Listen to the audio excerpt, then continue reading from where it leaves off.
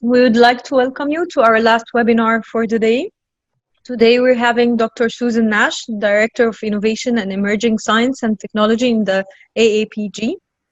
She will speak to us about drones, robotics, and the role of innovative sensor-derived surface images in upstream oil and gas.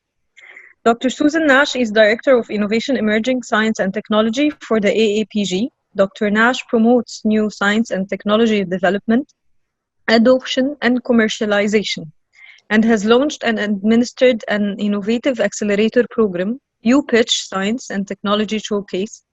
She has designed and administered online and hybrid education and training programs for more than 20 years. In addition, she has experience in operations for both petroleum, mining, and chemical manufacturing. She earned her Bachelor of Science in Geology, Master of Arts, and PhD at the University of Oklahoma. Please help me welcome Dr. Susan, and we can't wait to hear about this topic from you today. Well, thank you very much, Reem. And I'd like to express my appreciation to you and also to Dr. Ahmed Al-Gharfi. It's really great to be here, and I'm very impressed with the program that you have. And I've been following some of the different webinars, and they're just fantastic. I think that the topics and the range are very useful. And what I like about it, too, is it's something you can go back to. So since they're being recorded, you can go back and reflect and actually do more research. And you might have to do more research on this one if you want to go into depth, because when I was preparing my presentation on drones, robotics, and the role of innovative sensor-derived surface images in upstream oil and gas, I came to realize that I could have talked for like a full semester on this one topic. So I've compressed a lot of things in this presentation, and also I've given you a lot of areas where you can explore on your own.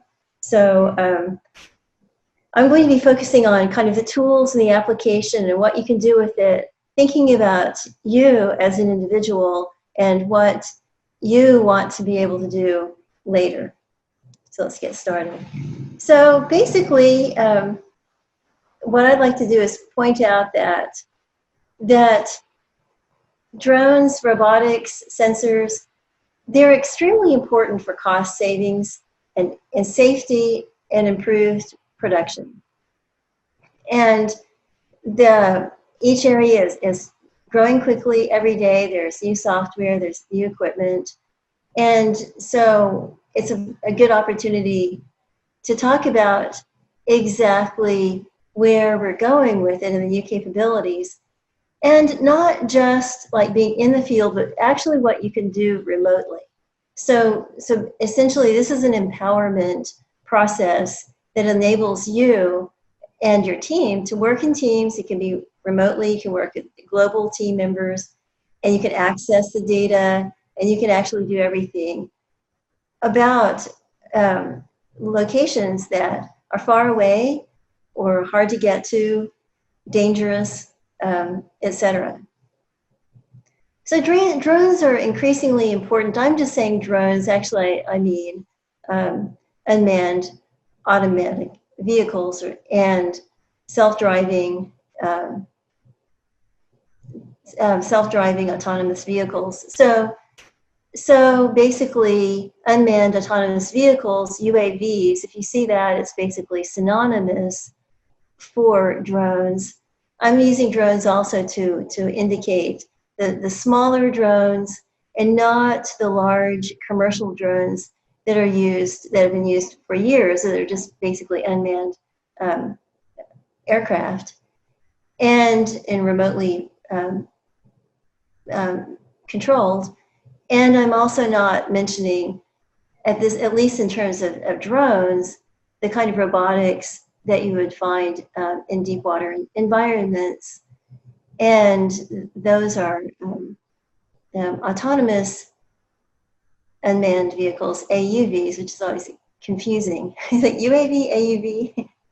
So I'm just saying drones. They're increasingly important in upstream, which we know means drilling, but also just in the initial surveying and site location. Incredibly important in operations, especially in terms of say, gas gathering, or in terms of any kind of processing. And then they're important in midstream. I say mostly right now drones and sensors, surface sensors, are used for detecting leaks and for safety issues and environmental issues. And they're also used for inspecting the integrity of equipment, things like pipelines or gas gathering systems. And so when you think about it, what is a drone? A drone is a robot.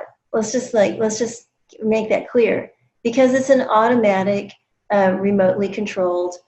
And why I say it's robotics, because it has now algorithms and onboard processors that do things like avoid collisions, avoid objects.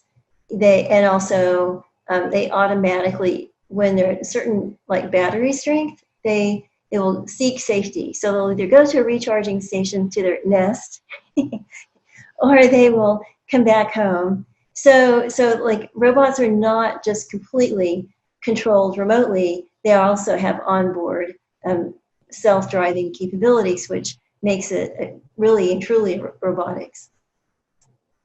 And so right now, a lot of power and capabilities coming into the fact that we have new types of sensors, and they're capable of sensing more, and also they're capable of storing more, transmitting more to the cloud, and also the platforms and the computing environments are much more powerful, so you can actually do more with the data that is derived. And in the case of putting them in the cloud, you can actually collaborate.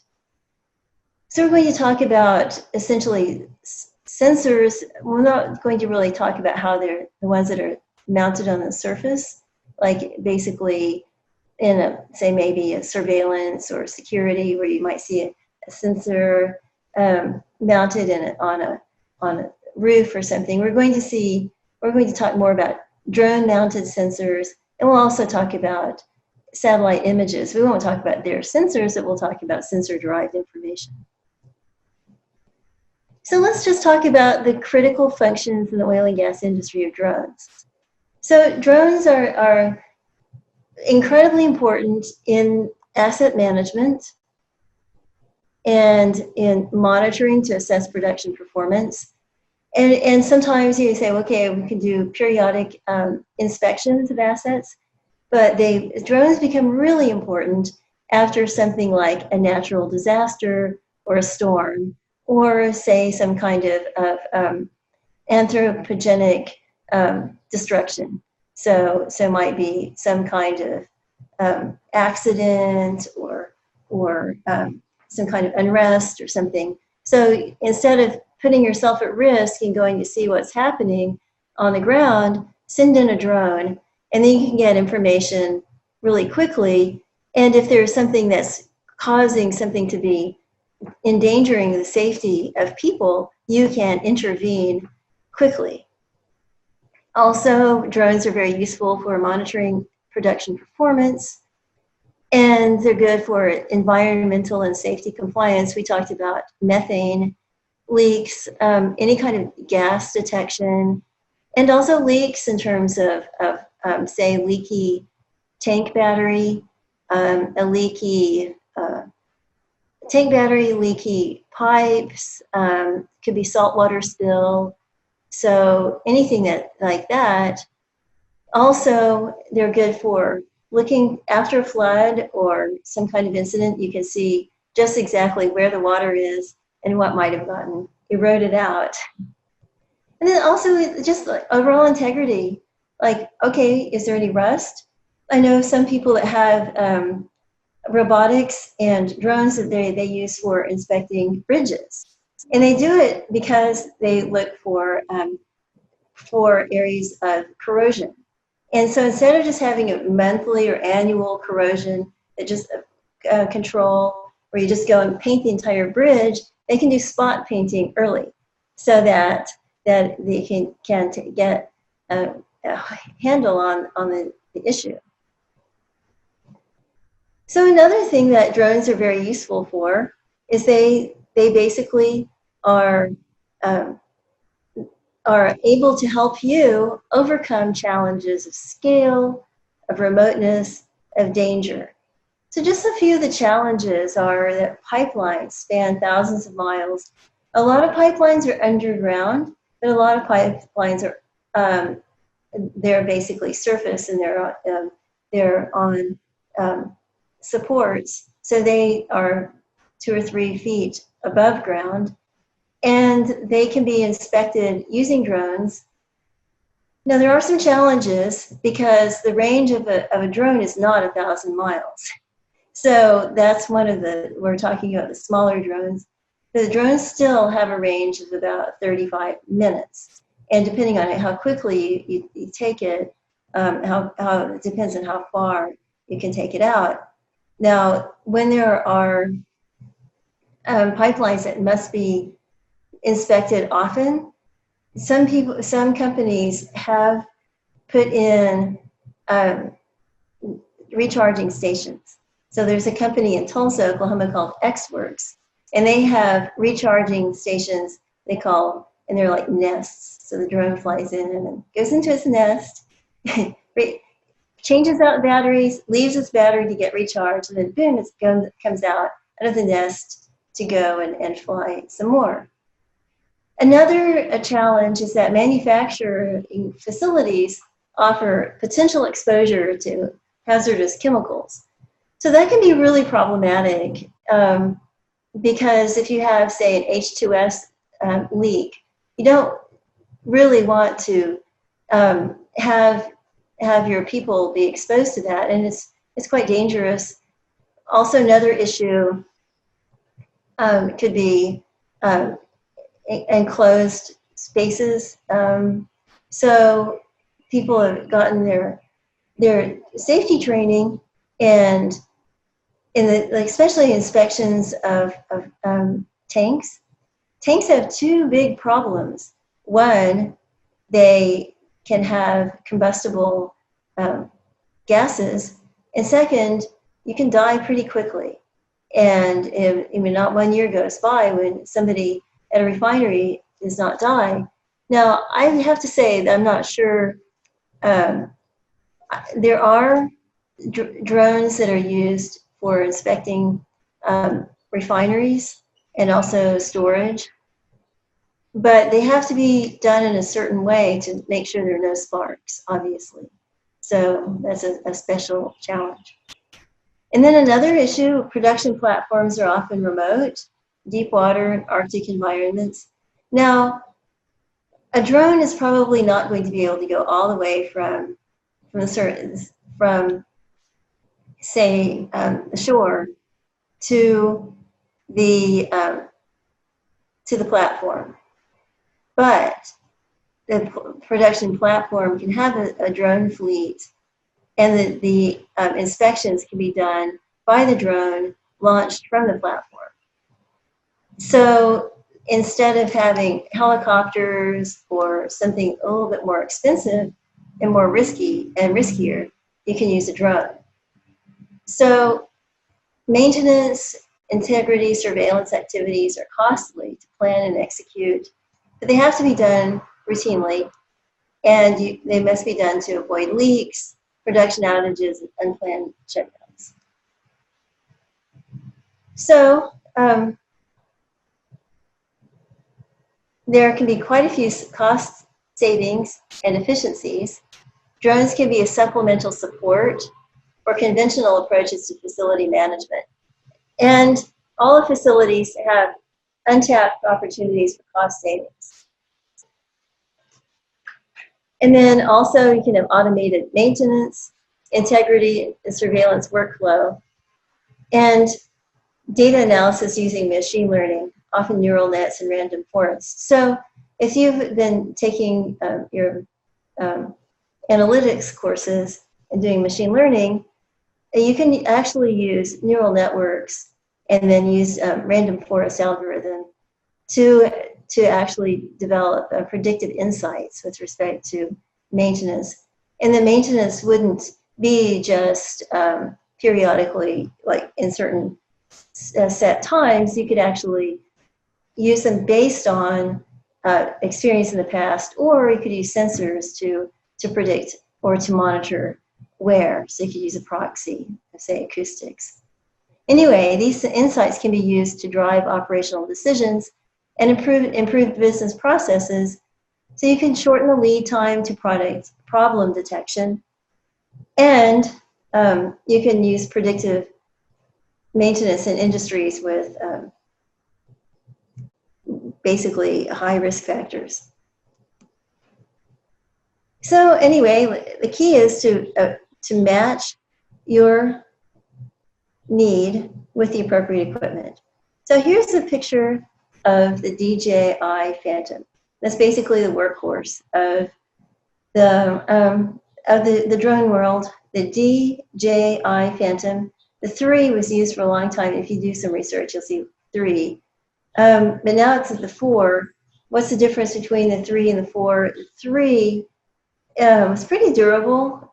It's kind of somewhat heavy, and the 4 allows it to go farther. But the big difference is that the onboard camera sensor is much better in the 4, and also the storage capabilities in terms of the data collection is much better. And it also has a smoother data gathering, and the information it gathers integrates well with the DJI new software processing. So they make it easy. So we want to use like their onboard and the cloud-based analytics and imaging software. So a lot of DJI Phantoms are used for initial site surveys, going out to the place where you think, okay, where are we going to build the roads? Where are we going to create the site? Where are we going to locate the tank batteries? Well, eventually, but let's say for drilling, where are we going to put the lined containers for the drilling fluid? Where are we going to put in the berms in case of flooding? Where are we going to locate the trailers? All that stuff. And then also it can help with location construction. In this case, what you would use is a drone image in conjunction with, say, satellite imagery that you have. So you might have Google Earth, but you might have upgraded and have something from Maxar, Digital Globe, and a satellite image, so that you have accurate plans, and also it's used for monitoring. So I would recommend, in any case, that always combine the image derived from a drone with a larger scale. So say, for example, satellite. So here's some drones. And okay, so here's our workhorse, the DJI Phantom. Just like I'm going to close it. Here, French door.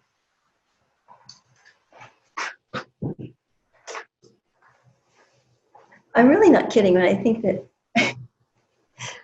giving a webinar makes me like a lawnmower magnet. It never fails. Weed eating and lawn mowing outside my door whenever I start doing it. Anyway, no noise now. Okay, so here is the DJI Phantom. And if you're wondering where DJI Phantoms are produced, they are produced in Shenzhen, southern China, that's right next to, kind of across the border from Hong Kong. And they are by far the dominant supplier of drones. And all of these that I'm showing here today are DJI. There are other drone manufacturers. Most of them tend to be in China. There are a few based in Europe, and there are one or two, I think, in the US. And why are the DJIs so trusted? And I think it's just because they are really good, and also they're easy to use. They're inexpensive, relatively speaking. You can get a Spark, which is down here, teeny tiny Spark, for $200, maybe even $99, depending on what it has. Now, of course, those are basic prices. It mounts up pretty quickly when you start getting all the accessories. And also when you think, oh, how many drones are you going to crash and destroy and have to replace? That becomes scary too. So, and you may be in a location where you cannot use a drone, but there are locations where you can, but we'll get into that a little bit later.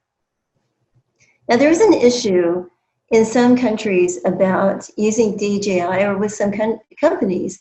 And the reason is because in some cases, the data is collected on a chip and a card. And in other cases, it goes up to a satellite. But in both cases, if you want to use their software, it's cloud-based software. And where is that cloud located? Where are most of the servers located? Yeah, in China.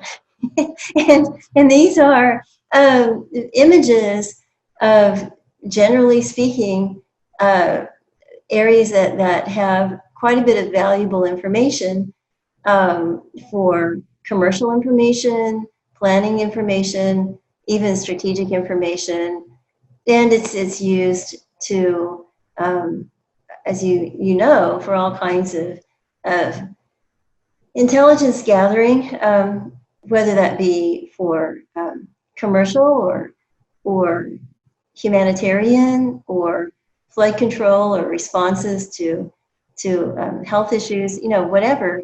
It's information, and it's considered very very valuable and sometimes very sensitive. Okay, so here's the Mavic Pro. A lot of commercial users like the Mavic. It's more expensive, it's more rugged. Then here are some others, the Inspire, and then these are just two different versions of two views of the same thing of the DJI Phantom. And then here's the cute little Spark. And as you can see, the Spark folds up, so it's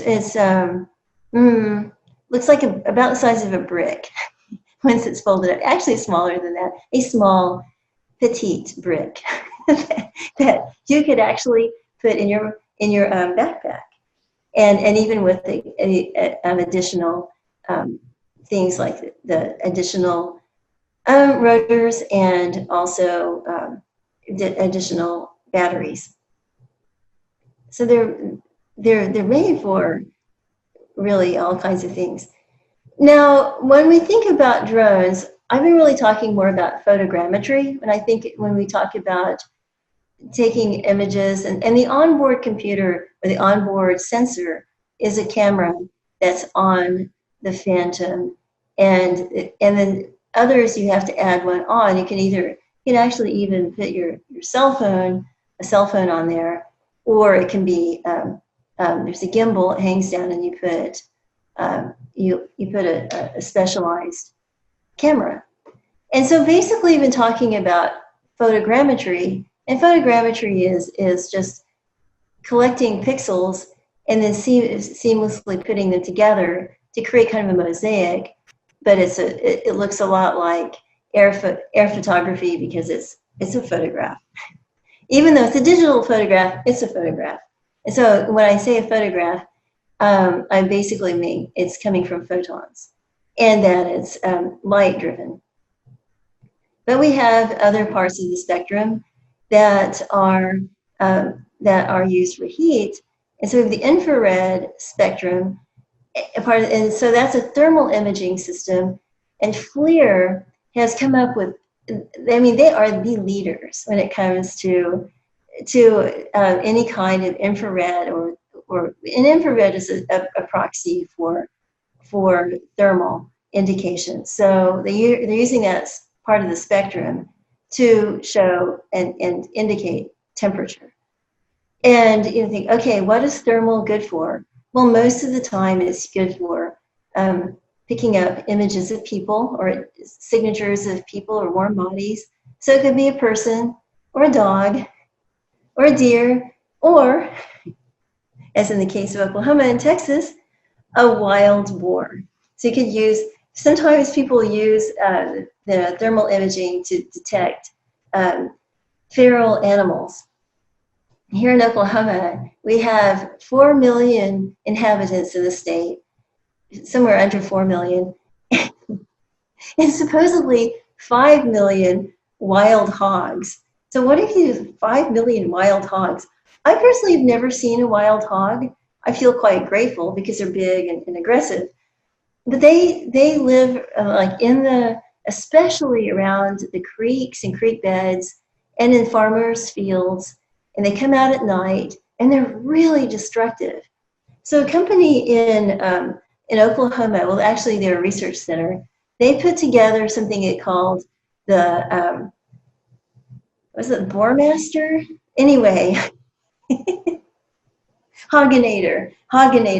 It was the Hoginator, and essentially they used a thermal device and a sensor. They just mounted it, but it had this kind of image, and so you have the thermal detector, the camera located someplace. It was basically in a round trap that dropped down, and then the person who would have the monitor would have it on their cell phone, and then it would automatically ping them whenever there's a detection, an event detected.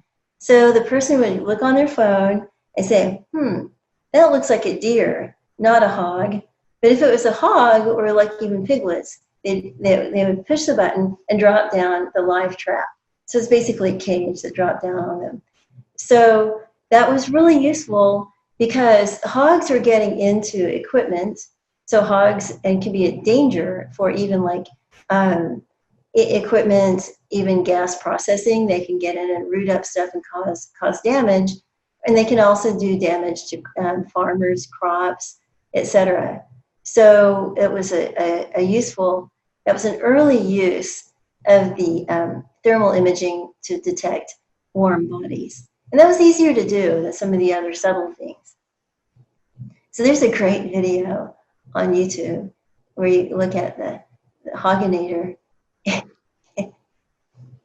and it drops down. It's like this round cage. It drops down when they put a lot of corn and things inside. And then it attracted a hog, and the hog ran around, but then it had its little piglets too, and they were squealing, running around. And then they came out in the morning and had it, and they were able to like open the little door and release the little hogs, and they went into a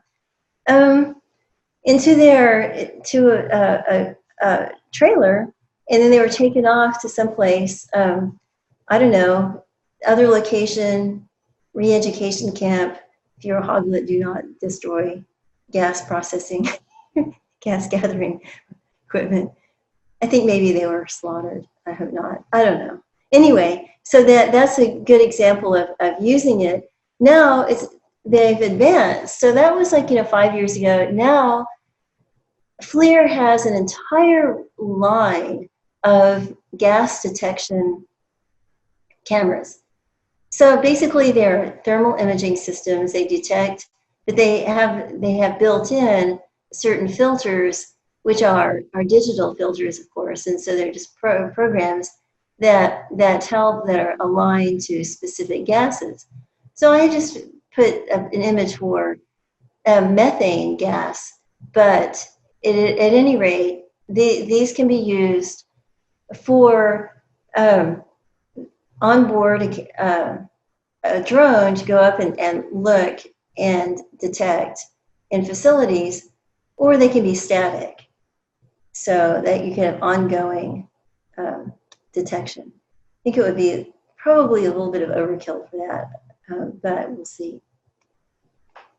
So I'm going to talk a little bit about the DJI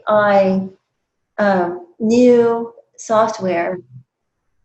And the software integrates in with the DJI Phantom series. So most people are going to start with this, although I do not think this is the best software, but it's a good starting point. So you can use it for mission planning.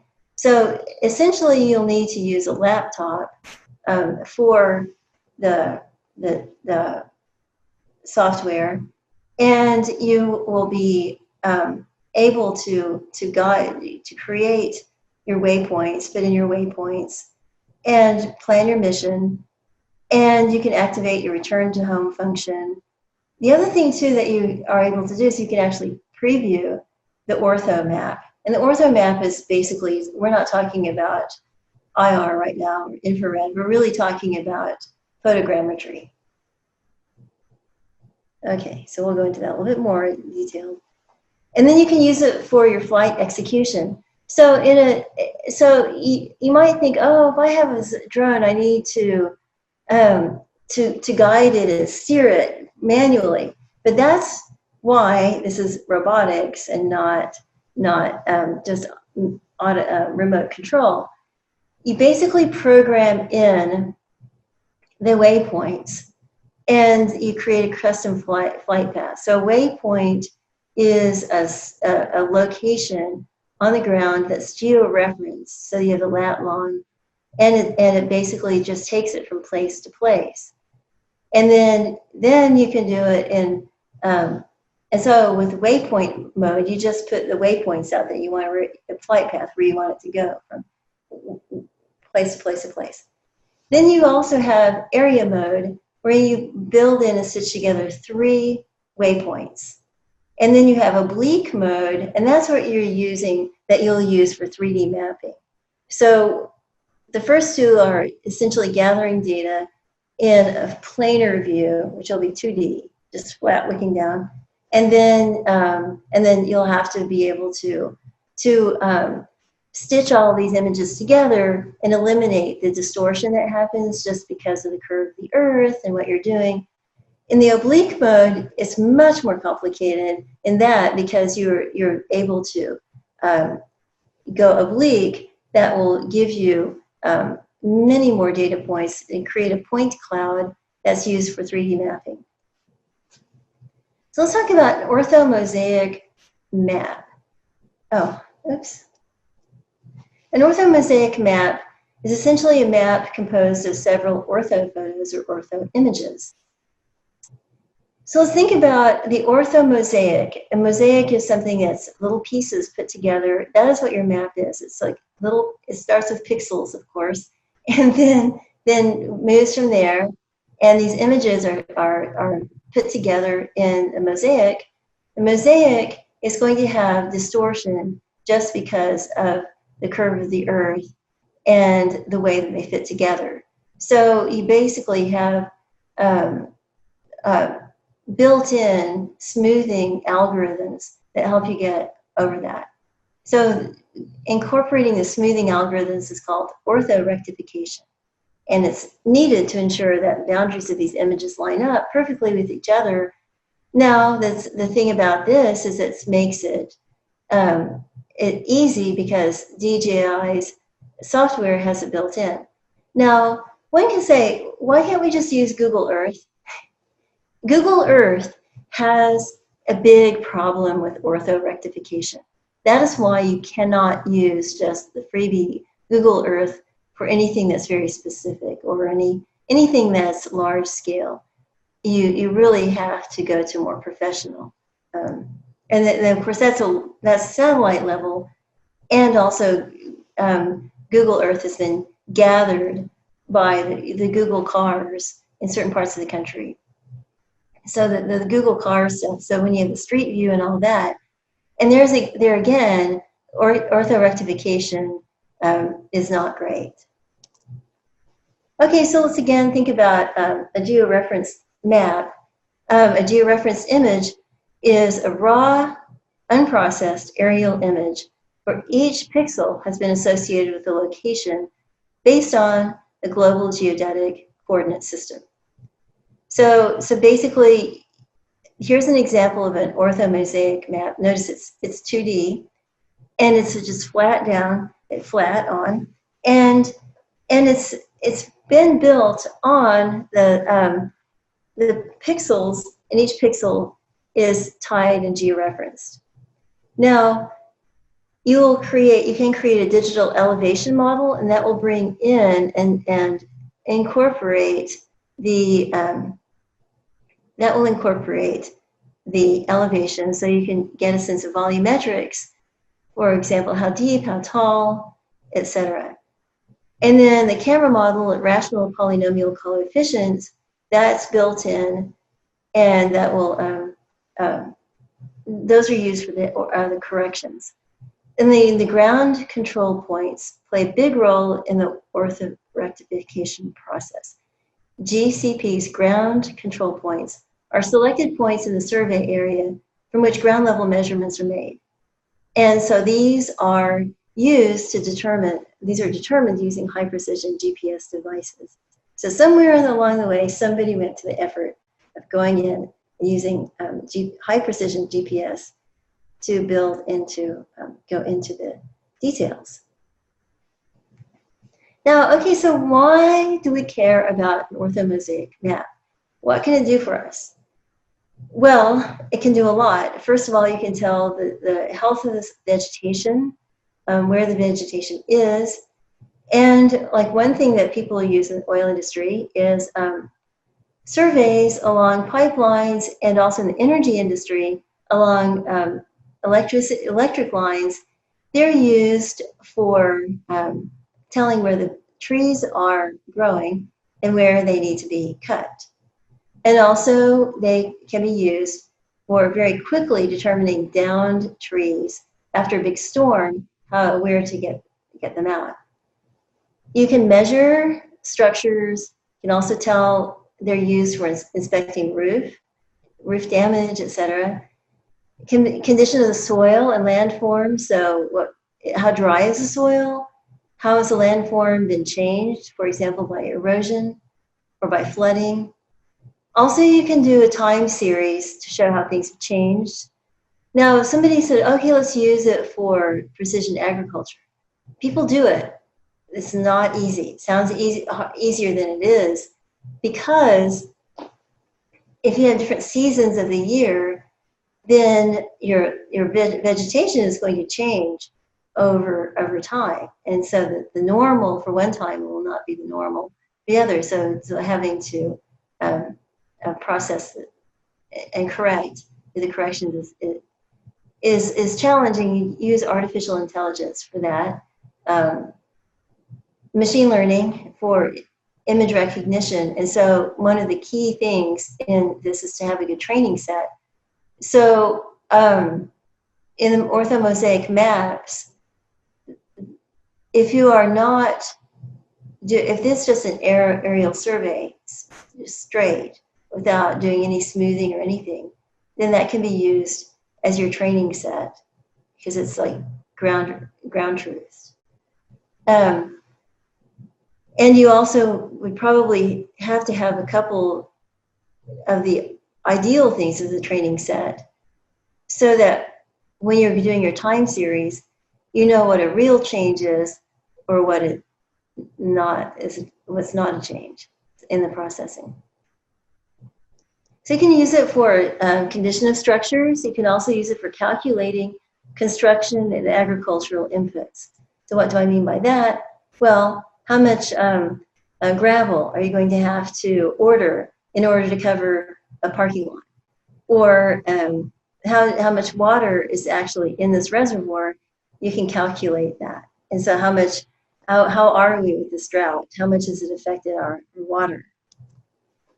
So we mentioned photogrammetry, and I'm moving now to Pix4D. And Pix4D is really an industry standard. It's used for, almost everybody I know uses Pix4D for not just surveys of equipment or locations. It's also used for developing virtual field trips, etc. So photogrammetric mapping and modeling, aerial surveying for 3D maps and models, condition of soils and landforms, erosion, flooding. So anyway, this is essentially you can do the same things as we talked about before. Now, Pix4D lets you do point clouds. What is a point cloud? So how many of you have played a video game, a first-person shooter game or something like Halo or Call of Duty or whatever those are? My son used to play a lot of those. And I think he still does at times. He's a mechanical engineer. Anyway, so essentially point clouds are used by gaming and simulations for creating really, really realistic locations. So you can see that, and you can do a lot with a point cloud because notice what's the advantage of a point cloud versus a flat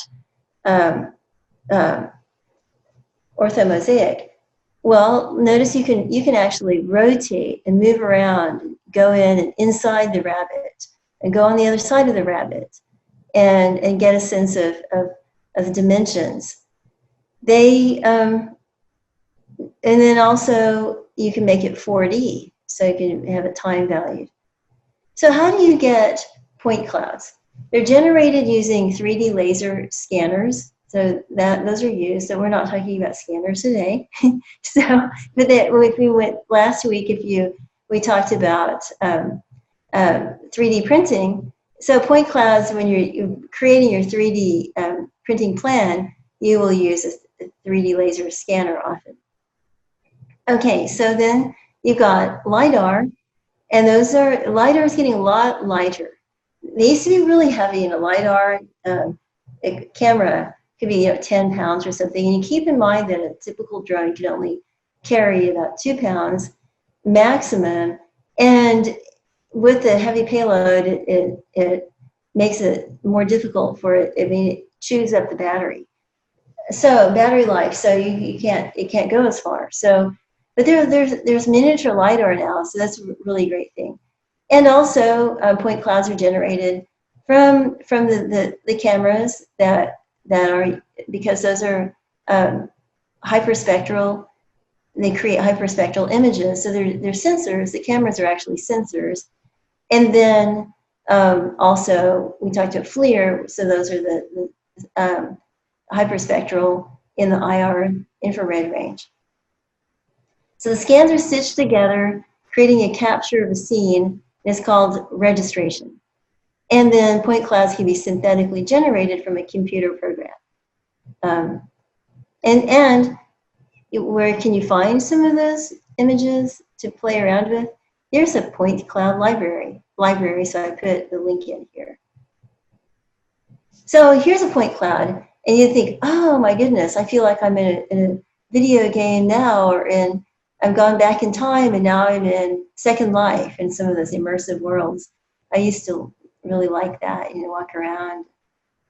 So that's how they're created, often with, so it's like, for example, if you wanted to make a point cloud of your locations, you could just take your drone images and turn them into a point cloud, make it 3D. So then you're over this parking lot, you want to zoom in and see what's going on in one of the roads. You're like, what's going on in this pothole? Let's fix it. Or what is this thing here? We can zoom in and you can tilt it around and rotate it. And just depending on the data that was gathered in the original passes and how much data, you can get quite a bit of information. And you can, it's a lot of ethical issues here. I want to point that out. And here's a question. I have a drone. I want to go over this parking lot and just see what's going on and practice. May I do that? No. The answer is no. In the US, you may not. To operate a drone, you have to have a license. And usually you need to have a pilot's license. And to operate a drone, you have to be within line of sight, so it can't go off far. It has to be within visible line of sight. And also, and this is the key, usually you cannot just fly it over a populated area. I mean, it's just many different reasons, but mainly it's against the law. However, that said, the images that are already uploaded, or people have permission to do those, then you can collaborate. So even if you are not a drone pilot, you can still use drone data, and you can still be part of a team that uses drone data. So anyway, here's a false color composite. Just wanted to show you different types of images that you can get using Pix4D. Digital surface model, false color composite. Why do you use this? This is usually for volumes and temperature.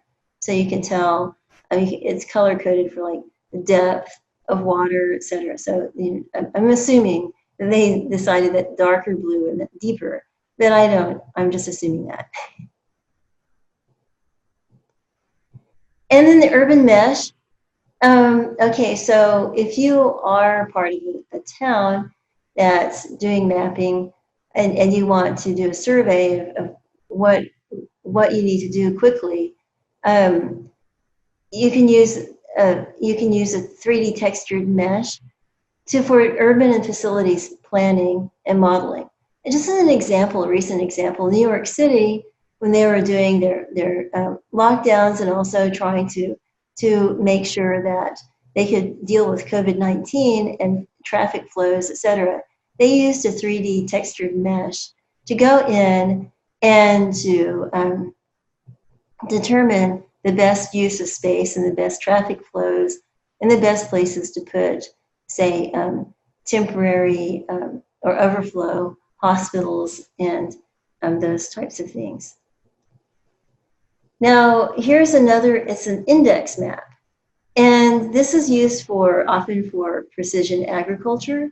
This is a field, and it tells you, essentially, you're going, gee, what is this is telling me? Well, keep in mind, there are only a certain number of measurements that are capable in 3D in a drone. One is like the location.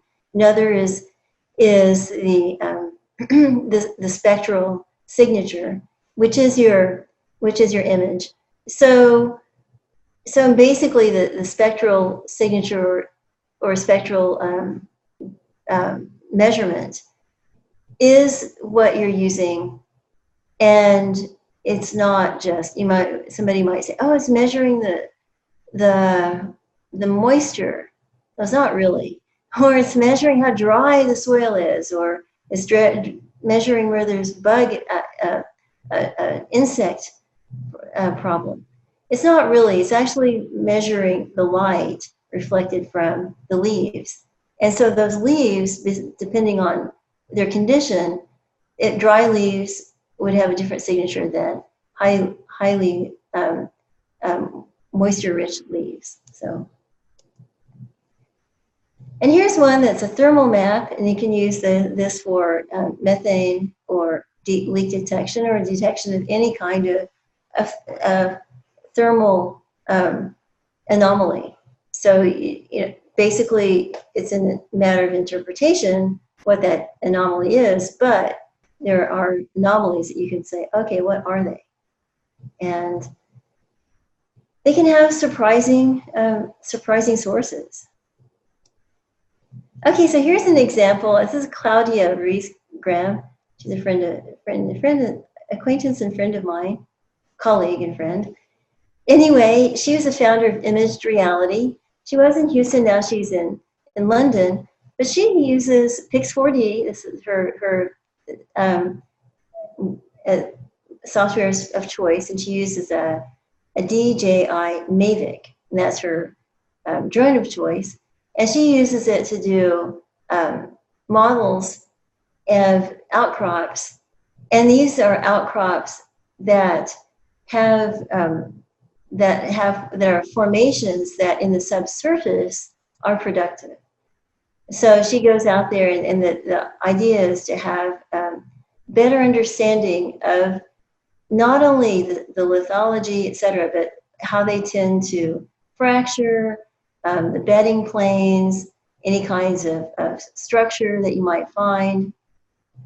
and then use those to integrate in with seismic and also well data to create models that are more accurate about predicting things like fracture systems, porosity, permeability, things like that in your reservoir. So basically making a better model in the subsurface because you have a better idea and better information about the rocks themselves. I find this to be really wonderful. And I highly recommend going to imagereality.com and just checking out what she does and get in touch with her. She'd love to talk to you. She's great. She works with her husband. The two of them have this great dream of putting these things together, and they're doing such a nice job. They also have augmented reality. So I went to a conference and where they had their augmented reality glasses, and so went around. Ooh, I'm in the Pyrenees. I like it. Ah, I'm falling off a cliff now. Anyway, whoops. Okay, so I'm going to go quickly through Drone Deploy. Drone Deploy is another software program, and notice that it integrates in with the camera, your camera in with your phone, and also with a laptop. And it's cloud-based data housing, which is really, really good idea. Faster and safer data capture, storage, analysis. Drone to Deploy is usually the baby step from the freebie of DJI's software that you get access to when you buy their drone. Drone Deploy is like a step up, but it's not necessarily as robust as Pix 4D, just depending on what you want to do. But it has it helps you with site operations, safety, compliance, and automated flight. You can quickly process maps, change scale, and you can collaborate because it's cloud-based. Okay, so let's just switch over to satellite imagery. I'm just going to talk about Maxar. Maxar owns and operates satellites.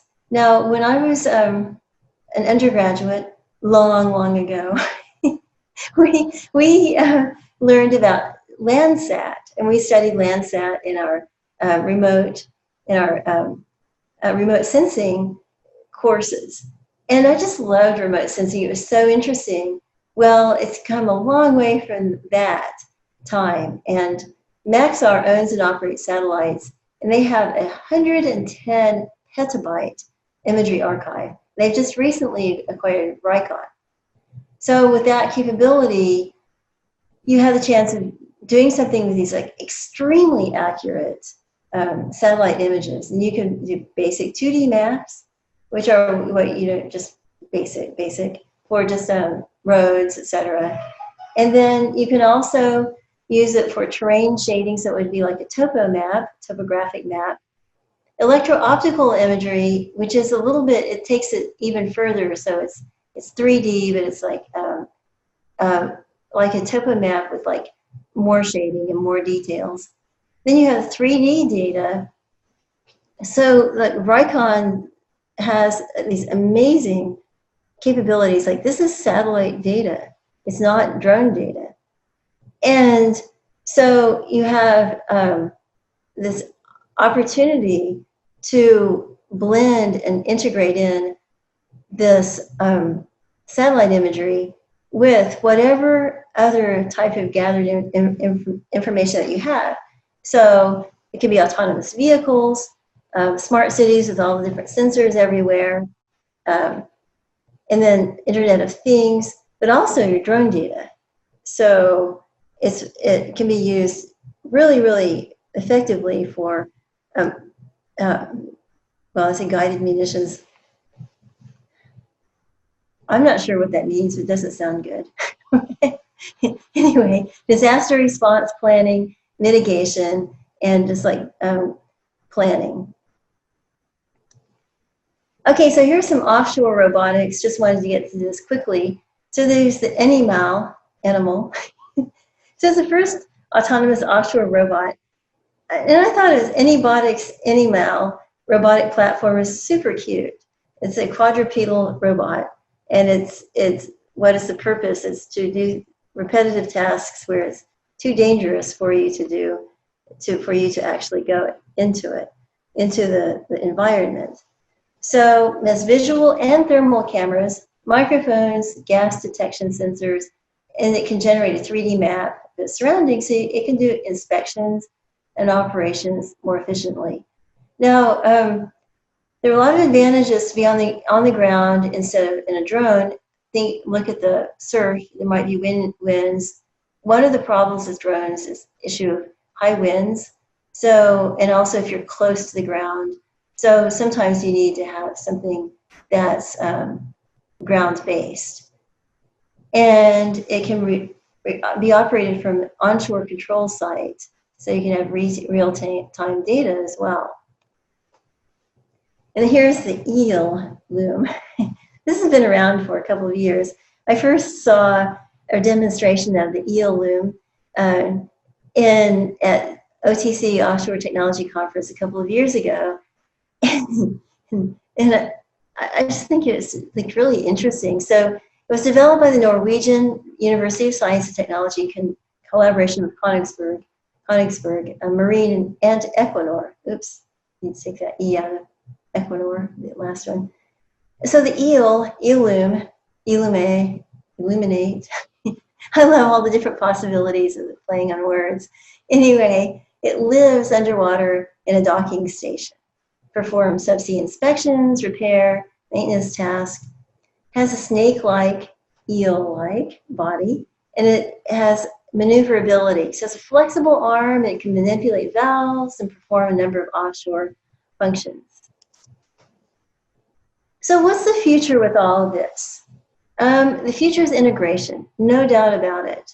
Now, the future is also, in terms of, well, we're talking about oil and gas operations, we're talking about maintenance, we're talking about drilling, completing, midstream. We're also talking about strategic defense, and knowing that everybody has this kind of information about your facilities is something to keep in mind in terms of security. So the future involves putting all the pieces together and using the data in a proactive way. Keep in mind that what is the data you'll put together? Data acquisition from all sources. So you have data acquired from drones, data acquired from the autonomous vehicles, from satellites, but also keep in mind the data that you might have that you would like to integrate in that's already around. So it might be petrophysics if you're trying to integrate in with subsurface for, say, the model of lithology of your reservoir. And so seismic, obviously, you could integrate it in. Then also, you'll really need to know your data analytics and the assumptions, because you can make a lot of mistakes with this type of thing if you make the wrong assumptions and you don't go through and make the corrections needed.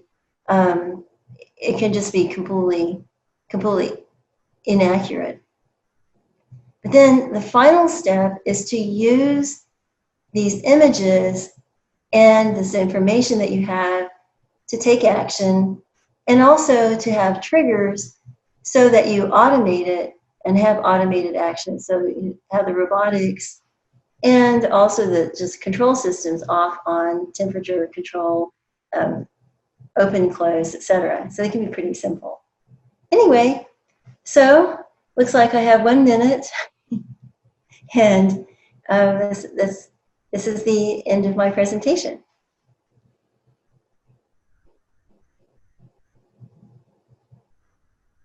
So if there are any questions. Thank you so much, Susan, for this interesting presentation today. We have some questions from the audiences.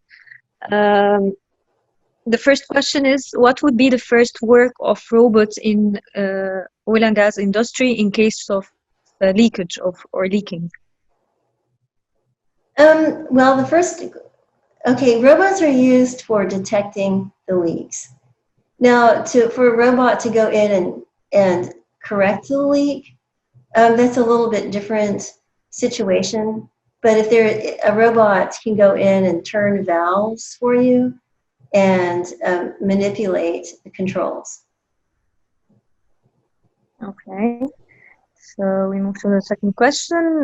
Could aerial images from Google Earth be effectively used in platform maintenances or early site surveys?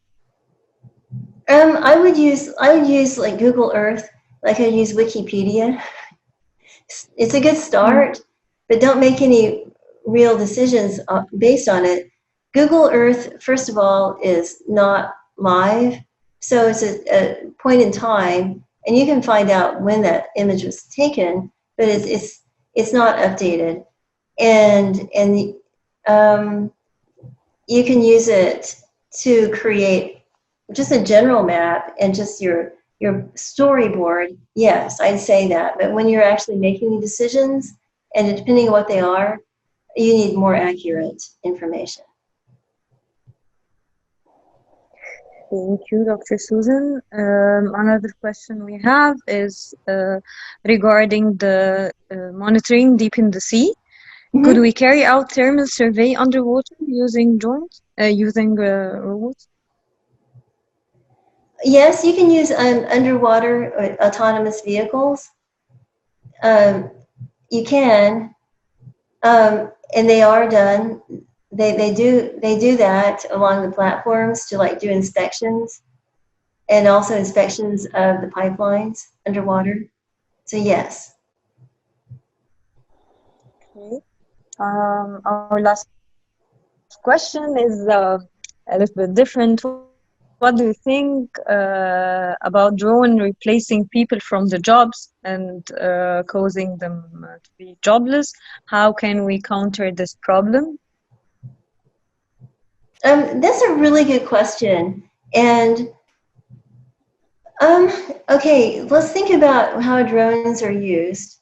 Drones are used for inspection. So say, for example, in a pipeline, it used to be a helicopter pilot going back and forth, or somebody driving along and physically inspecting. In a way, the drones are actually helping the individuals because it's safer. So I kind of think that, like, think of a drone as, say, a laptop. You know, the laptop's not really replacing anybody. It's helping you do more and be more effective. That said, though, I guess it could. For example, some of the mapping software and the drafting software. I mean, think about how people used to make maps by hand, and it's definitely changing the role of drafting and making maps. It's if anyone is not willing to equip themselves with new knowledge, that they won't be able to use the new equipment, and it will make it more difficult for them to have interesting jobs. I don't know if that's helpful. Yeah, of course it is. Dr. Susan Nash, we thank you very much for the insight. And we're actually receiving a lot of positive feedback from the attendees. They're thanking you very much for the topic and for the information. And we look forward to hear again from you regarding other topics. Well, thank you, Reem. And you know, the thing I really appreciate the opportunity, because I love talking about these topics and they're fun to me. So I just, you know, I welcome this opportunity, and I welcome any feedback too. And just feel free to connect with me on LinkedIn. So, and ask me anything you want to on LinkedIn. Great. I'm sure everyone will be just sending you the requests right away. Good. Thank you very much. Well, thank you. Thank you, Reem, Henry, and also Ahmed Al-Garhi. Really appreciate this opportunity. And thank you to the audience.